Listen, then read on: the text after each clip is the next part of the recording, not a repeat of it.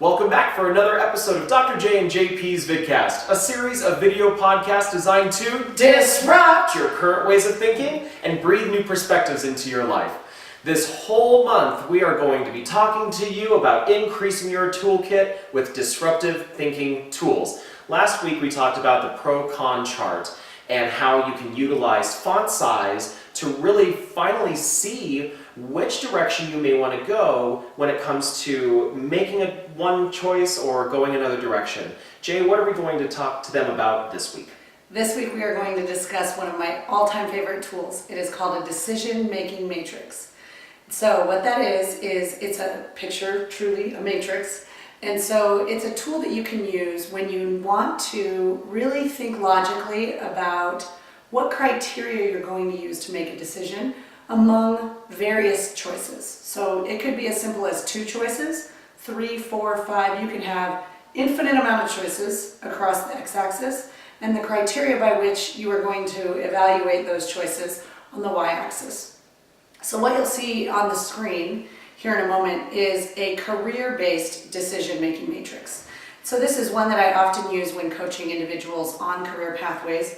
You could also, I've used this personally with dating. We've got first string, second string, third string, different men across the top, and the criteria that you're using to look at evaluating someone who you want to have as a partner in your life. Jay, you also use this for even buying a home. I actually did. We happen to be sitting here in my dream home, and I used this looking at 3 different builders and the homes that I liked, the specific models that those builders had.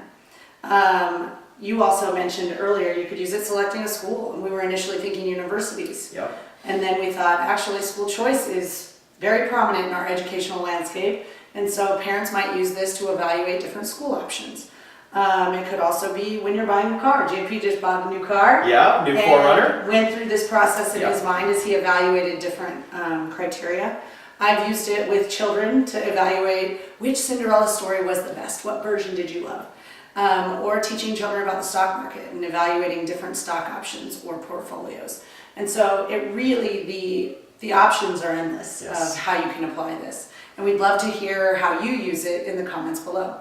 So let me walk you through a career-based decision-making matrix so you can see exactly how it's built and constructed and the mathematical underpinnings of it. I should also note that you may end up with a mathematical solution that doesn't reflect what you actually want to do, the choice you want to make. And so the power is really in the process and in the thinking.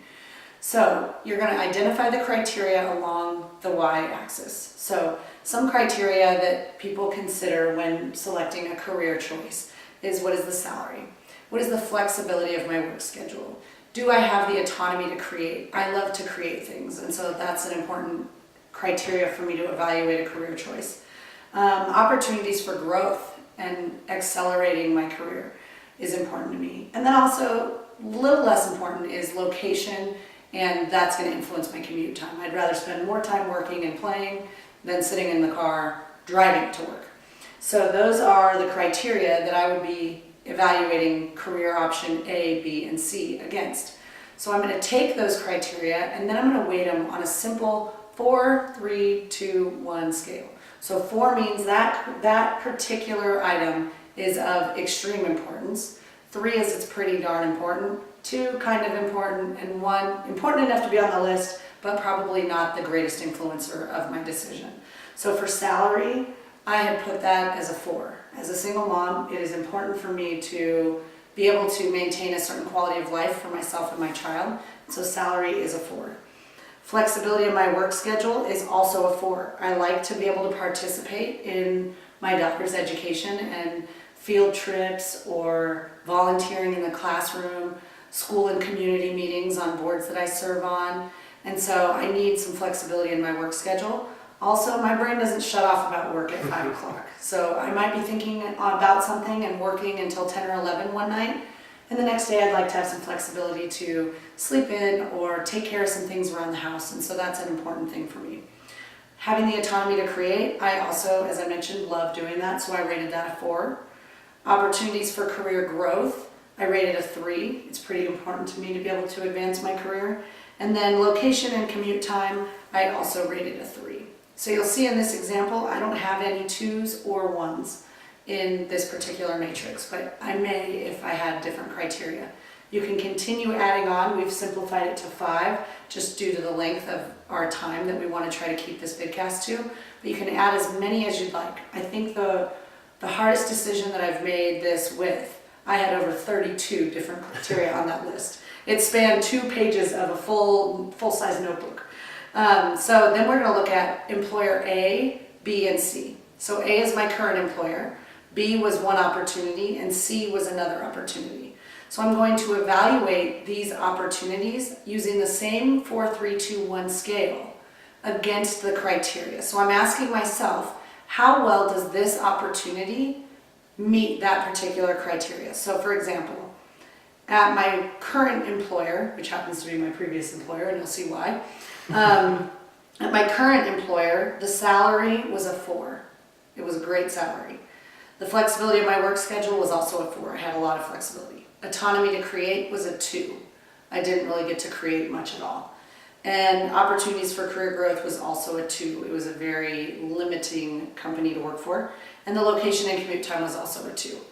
So the opportunity, the alternative option, which we're going to call career option B, this opportunity happens to be the one that I chose, and salary was 4, flexibility of work schedule was a 2, autonomy to create was 4, opportunities for career growth 4, and location and commute time 3. Opportunity C, which happens to be the one that I did not choose, had salary of 3, flexibility of work schedule was a 1, autonomy to create 3, opportunities for career growth was a 4, and location and commute time was a 2.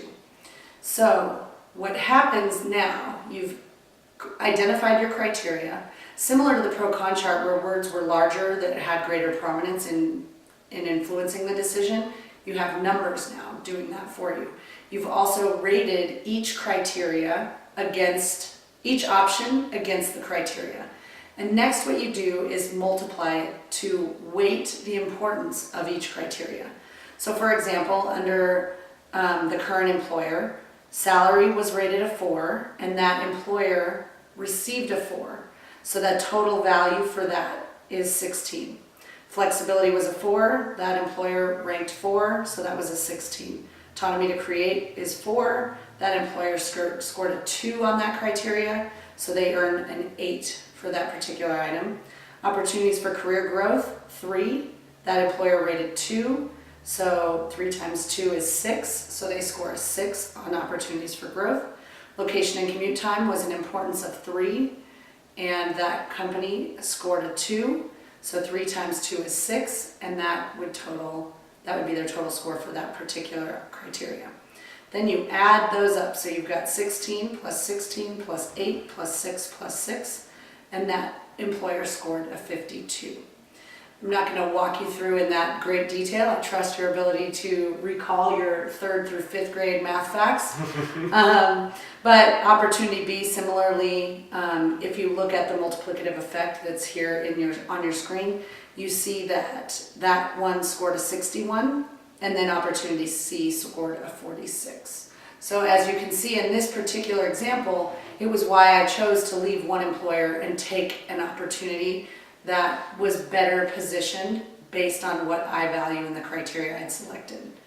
There are times where the numbers won't reflect what you actually want to do, and that's when you have to really evaluate the intuition, and I think the power again is in the process. And so we want to invite you to try this out. JP, what do you think their homework should be this week? Well, I really would like to challenge you to think about an opportunity that may be coming up for you, maybe in a few months, or maybe it is something that you're currently considering now. As Jay said earlier, it could be as simple as a car, where you want a vacation. It can be as complex as dating partners, or it could be career pathways as Jay walked us through. But think about something that may be coming up for you that you think this could really help you identify which direction you may want to go. And like Jay said, just because one column is a higher number than others, it's not the I have to do that because what the math says I should the do. math told me so. Math curse. So you do have that emotional side that you will take into consideration as well, but from my personal experience, it was a clear picture that something is drawing me more toward those options. So think of something in your life that you think this can be really powerful for. Walk through this decision-making matrix, see where it leads you, see what conclusions you can come to, and leave those comments down below so we know what you're using it for, because we would love to see what you come up with. Also, if you have any questions about how to use it, please feel free to use our contact information at the end of this video so that you can contact us. I'd be happy to have a phone conversation with you or a Skype meeting to really walk you through how to do this. It can be a little bit tricky, but I've used it with third graders, so I know if an 8-year-old can do it, you can do it too. With that, go out and shine love and light into the world. Take care.